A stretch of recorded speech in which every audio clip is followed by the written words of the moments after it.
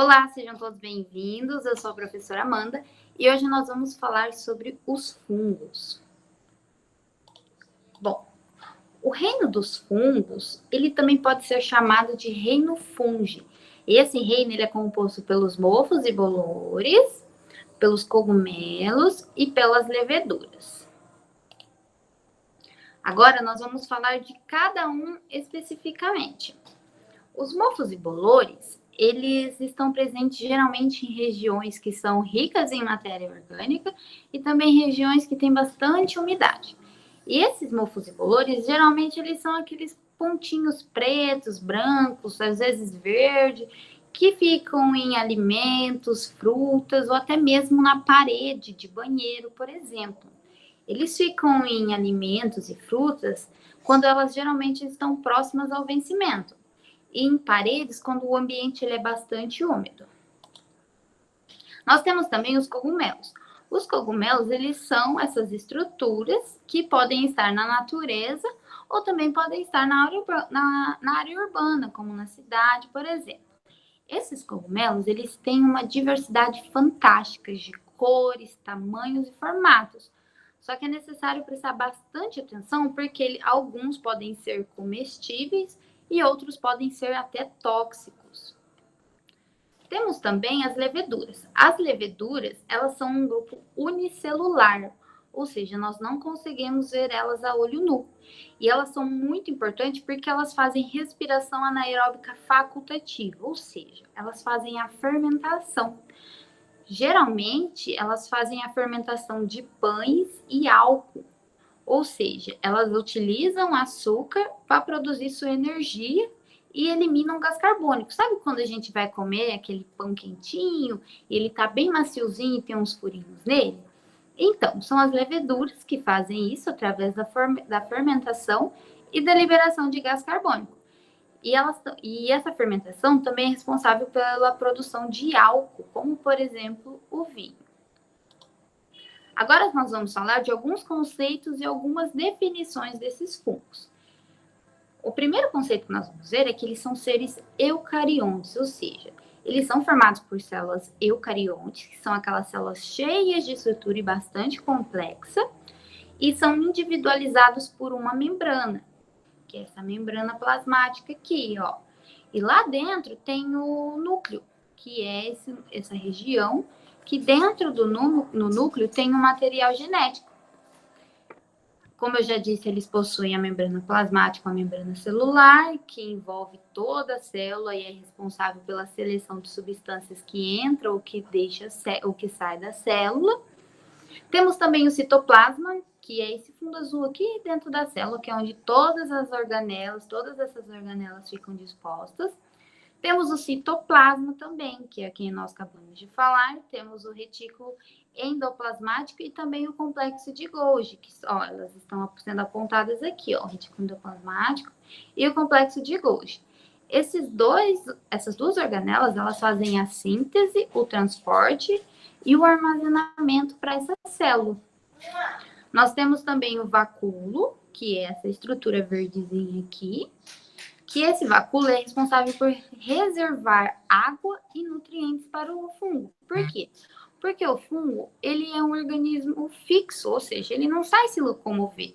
Então, ele não consegue sair à procura de água e de alimentos. Então, o vacúolo é responsável por suprir as necessidades do fungo. Temos também a parede celular, que a parede celular ela fica em volta da membrana, protegendo e sustentando o corpo desse fungo. Por quê? Porque o fungo ele precisa ficar ereto e a parede celular é responsável por isso. Essa parede celular ela é formada por quitina. A quitina é uma substância que impede a passagem de substâncias que podem fazer mal aos fungos. Mas se esses fungos eles vivem na natureza, nós podemos comer, por que será que eles não são considerados do reino das plantas? Porque a parede celular das plantas ela é composta por celulose, enquanto a parede celular dos fungos é composta por quitina. Portanto, assim é possível entender por que os fungos eles não são classificados dentro do reino plantae. Por quê? Porque eles possuem clorofila e porque eles não possuem clorofila e não possuem cloroplastos. E eles também não são autótrofos. Eles são heterófitos e decompositores de matéria orgânica. Quanto à quantidade de células, esses fungos eles podem ser unicelulares ou podem ser pluricelulares. As leveduras, elas são unicelulares. Por quê? Porque elas são organismos microscópicos. Ó, aqui nós temos uma imagem de microscopia colorida. E as leveduras, nós só conseguimos observá-las através do microscópio. Só que elas também podem ser macroscópicas. Só que para serem macroscópicas, elas precisam formar colônias, que é quando ficam muitas leveduras juntas, que é como nós podemos observar nessa outra imagem aqui. Mas vale prestar atenção em uma coisa. O que nós vemos em uma imagem macroscópica aqui são as colônias. Ou seja, cada indivíduozinho desse é uma levedura, tá bom? Então, o que nós conseguimos ver macroscopicamente são as colônias de leveduras. Outros fungos, ou melhor, a maioria deles são organismos pluricelulares, ou seja, eles são formados por mais de uma célula. E são os mofos e bolores e também os cogumelos. Os organismos, quando são pluricelulares, na estrutura deles, eles possuem as hifas, que são todos esses filamentos aqui, ó. Aí, quando esses filamentos, eles se entrelaçam e ficam todos juntinhos, eles são denominados de micélio.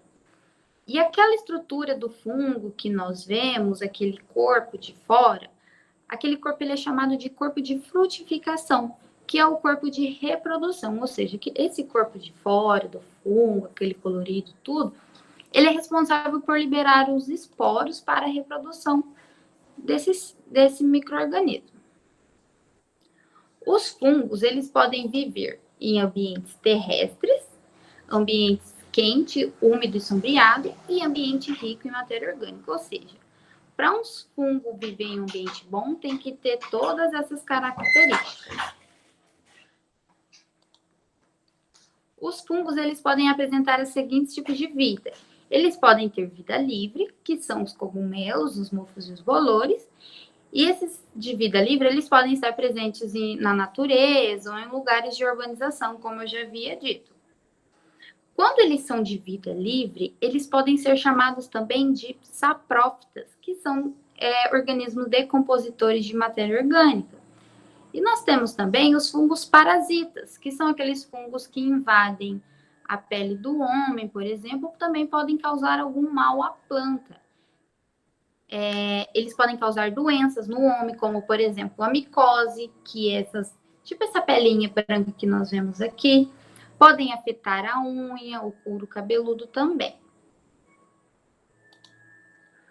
Bom, os fungos, eles também podem ser mutualísticos, ou seja, eles podem fazer simbiose. Isso acontece quando o fungo ele tem uma relação com microalgas. Aí, quando o fungo ele tem essa relação com essa microalga, ele é chamado de líquen. Eles se acoplam a essa alga unicelular, ou seja, o fungo se junta a essa alga unicelular, aí o fungo dá umidade para essa alga sobreviver, enquanto eles se alimentam dos açúcares produzidos por essa alga, ou seja, eles fazem uma relação mutualística, ou seja, os dois se beneficiam em prol daquela relação, um não faz mal para o outro. Esses líquens geralmente ficam no tronco de árvores, porque o tronco dessas árvores, aquela casquinha que forma, é matéria morta, é uma matéria orgânica em decomposição. Sabe quando vocês veem aqueles negocinhos brancos na árvore? Então, aquilo são líquens, são fungos. Então, a partir dessa aula que nós tivemos, nós podemos realizar uma atividade prática. Ou seja, vocês vão poder observar os fungos na casa de vocês. Para isso, nós vamos precisar de apenas uma fatia de pão que esteja próxima à data do vencimento, um saco plástico transparente, qualquer saquinho plástico, e só. E o que nós vamos fazer?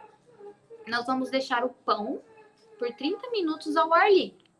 Depois nós vamos borrifar no pão um pouco de água para deixar ele bem úmido. Lembra que nós falamos que os fungos eles gostam de ambientes úmidos? Nós vamos colocar esse pão, que nós molhamos um pouco dentro desse saquinho plástico, e vamos fechar bem esse saco plástico. E vamos colocar esse saquinho plástico com o pão dentro em um ambiente seco, arejado e que bata a luz. E vamos deixar lá por 5 dias. Depois de realizar essa prática e observar diariamente, todos os dias, o que acontece, vocês terão que responder as seguintes perguntas. 1. Escreva dia a dia o aspecto do pão, a cor e a textura. Questão 2. Mesmo com o saco fechado, foi possível observar o crescimento dos seres vivos? E 3. Quem são esses seres vivos?